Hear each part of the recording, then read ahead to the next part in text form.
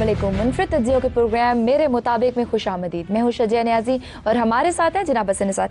हसन साहब, civil military ताल्लुकात पर बहुत बहस हो रही है, आपका इस पर क्या कमेंट है? ताल्लुकात ख़राब हो गए हैं या बेहतर हो रहे हैं? जी, मैं तो इस पे कमेंट करना बेसिकली मैं चाहूँगा नहीं, क्योंकि पहले ही माशाल्लाह दानिश के दरिया बहाए जा रहे हैं। मुझे पर्सनली ये मौजू जो है ना वो बहुत लगता है मज़े का खेज़, ये बेतुका सा मौजू है। अच्छा, ऐसे ही है जैसे आप कहो कि जी कहते हैं ना सिरी पाए बनाए जी, आप कहो कि जी कस्टर्ड और बोंग बनाई है, तो मेरी समझ में नहीं आएगी ना बात। अच्छा, लेकिन अगर समझने की आपने कोशिश करनी है तो इसको और तरीके से देखें। ये जो है लफ्ज़, ये है लातीनी ज़बान का लफ्ज़ है मिलिट्री, ठीक है, मिलिटैरिस, ठीक। फ्रेंच में इसे कहते हैं मिलिटैर, ठीक, if I am pronouncing it right. फिर इस लफ्ज़ ने सफ़र किया करते करते इंग्लिश और तक पहुंचा। मतलब इसका बुनियादी तौर पे है सिपाही, सोल्जर, मुसल्ला, अफवाज वगैरह वगैरह। राइट। मिलिट्री, फौज तो इस तारीफ पे या इस लफ्ज़ की इस तारीख पे पूरा उतरती है। ठीक हो गया। अच्छा, अब चलते हैं ये सिविल, ये क्या चीज़ है? सिविल मिलिट्री ताल्लुकात से मुराद क्या है? पार्लियामेंट मिलिट्री वो तो है ही नहीं, सिविल तो है ही नहीं। सिविल क्या है?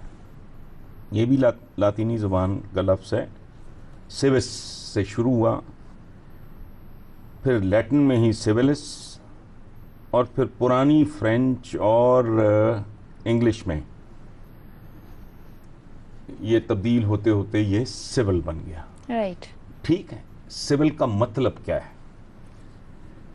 Relating to ordinary people and their concern. मुझे इसका तर्जुमा करते हुए शर्म आ रही है।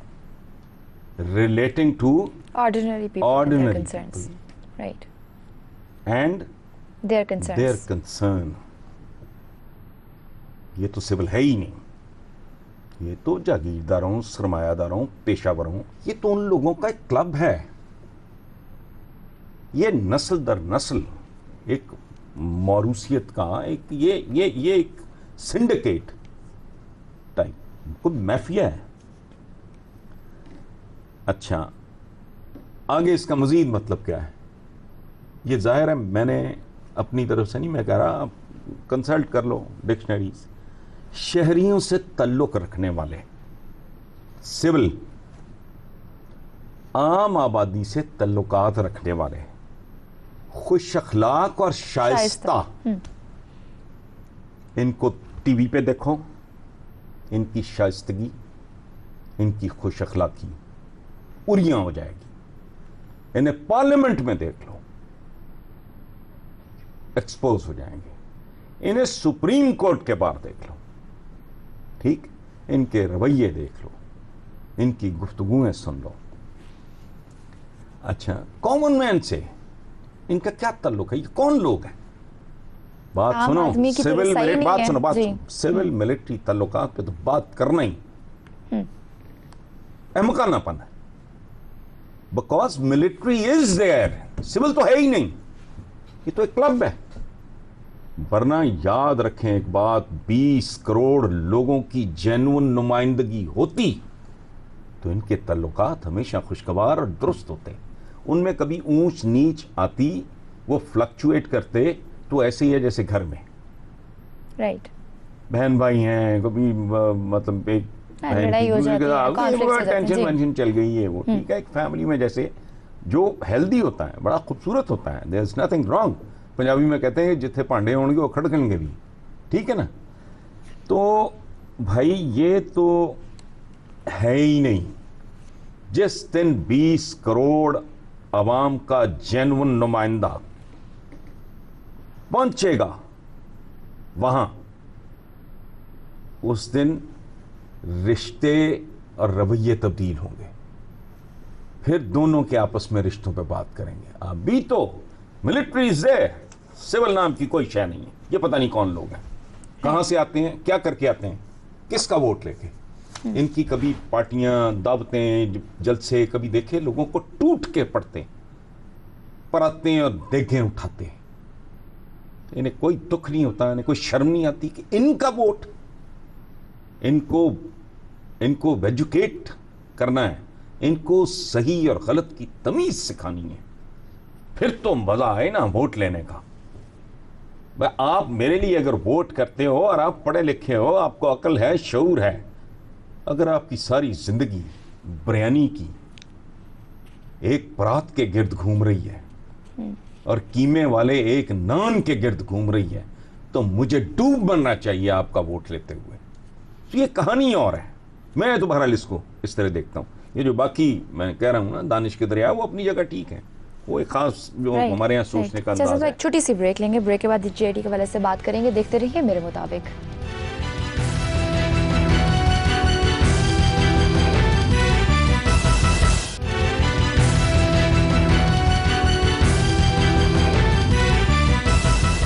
वेलकम बैक टू मेरे मुताबिक। हसन साहब, बहुत से सियासतदान नवाज शरीफ साहब से मुस्ताफ़ी होने का मुतालबा कर रहे हैं, और रीज़न वो ये दे रहे हैं कि वज़ीर आज़म साहब को जीआईटी में 18वीं ग्रेड के अफसरों के सामने पेश होना पड़ेगा।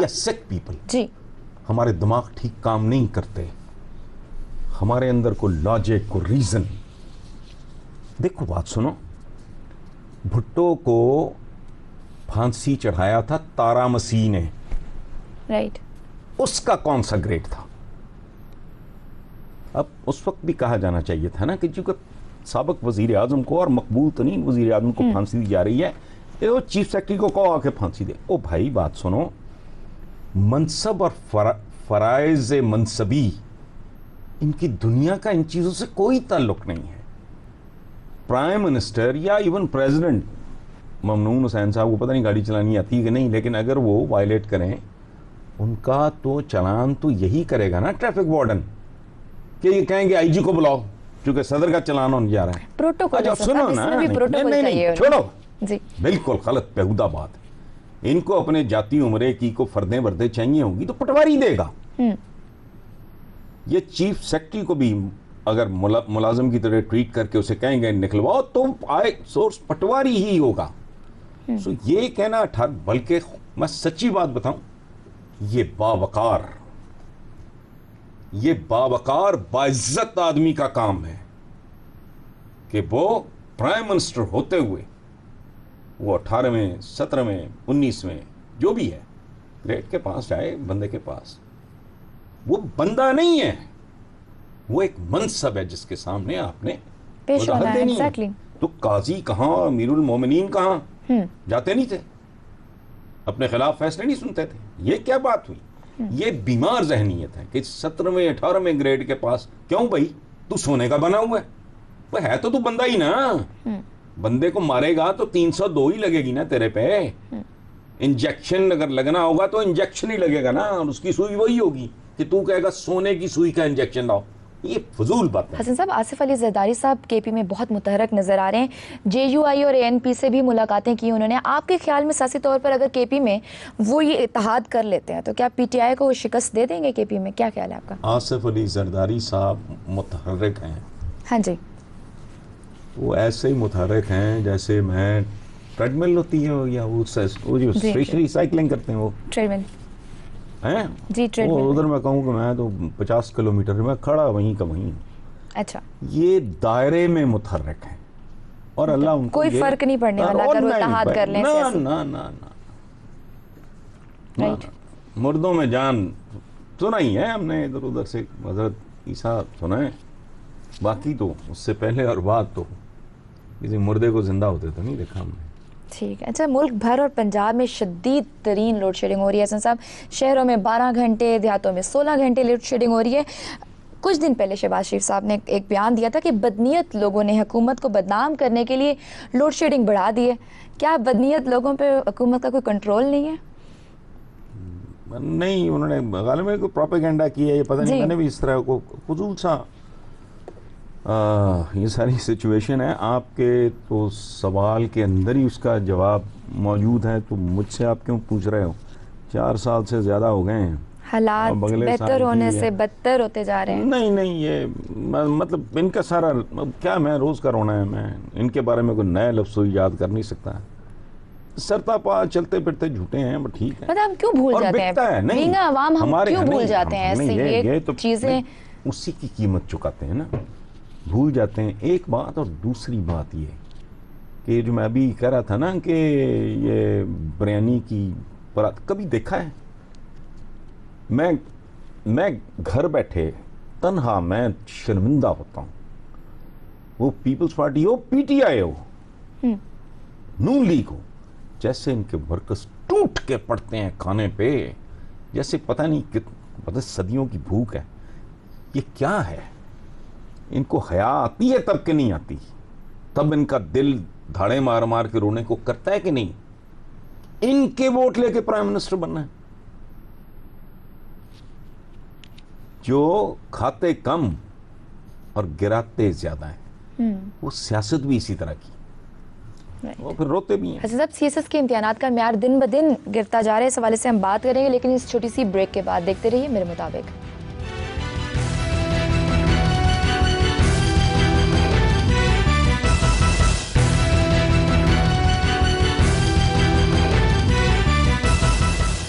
वेलकम बैक टू मेरे मुताबिक। हसन साहब, सीएसएस का म्यार दिन ब दिन गिरता जा रहा है। 2016 में 199 सीटों के लिए सिर्फ 202 उम्मीदवार पास हुए हैं।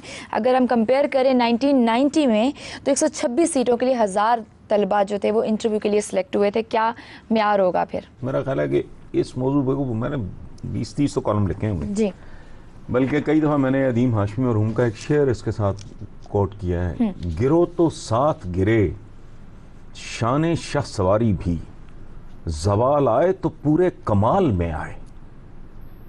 जब माशरा गलता सड़ता मरता रींगता है तो ये नहीं है अगर मैं क्रॉल कर रहा हूँ, रींग रहा हूँ, तो सिर्फ मेरे 2 कोनियाँ रींग रही हैं। नहीं, मैं पूरा मफलूज बदन भी साथ सब पे रींग रहा इफेक्ट पड़ रहा है। जब टाइटैनिक डूबता है तो वो ये नहीं कहता कि फर्स्ट क्लास की कि पैसेंजर्स को बच जाएंगे, नहीं, क्रैश करता है जब जहाज, तो वहाँ business class, first class, economy, उसकी कोई सो माशरे जब, ठीक है ना, किसी जिस्म को कोई बला चिमट जाए, अल्लाह माफ़ करे, वो किसी को कैंसर हो जाए, तो वो तो कहती जी लिवर का हो गया है या फलां का, पर दी एंटायर बॉडी उसके लपेट में। सो यहाँ मैं एक ज़माने में फिल्म पे बड़ी बात, फिल्म का जवाल, मैंने क्यों तुम रोते हो? फिल्म का जवाल, अच्छा अदब पे सवाल आ गया जी, अच्छा बड़ा शायर कोई नहीं है जी। अच्छा बड़ा प्रो, ओ भाई तुम हर जगह ही कंगाल हो, तो फिर हर जगह ही कंगाल हो। अगर माशरा पूरे का पूरा इन्हतात की तरफ जा रहा है, जवाल की तरफ जा रहा है, तो सभी तो मैं भी और आप भी, हम सब ऐसे ही है। हाँ।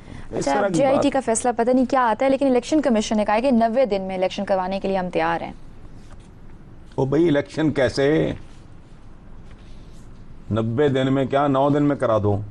जब तक वो जो रिफॉर्म्स वगैरह की जो बात होती है वो नहीं होती, इलेक्ट्रॉनिक को बंदोबस्त करो, तो उसकी वजह है कि मेरे जैसे आदि चोर को तो आपको मशीन ही पकड़े तो पकड़े। और अब वो वक्त आता जा रहा है बहुत तेजी के साथ जहां ये चोर चकार जो है ना, झूठे बद किरदार, इनको मशीनें पकड़ा करेंगी। अदरवाइज चोरों का क्या है, ये तो रंगे हाथों भी पकड़े जाएं। कौन कौन इस मुल्क में है?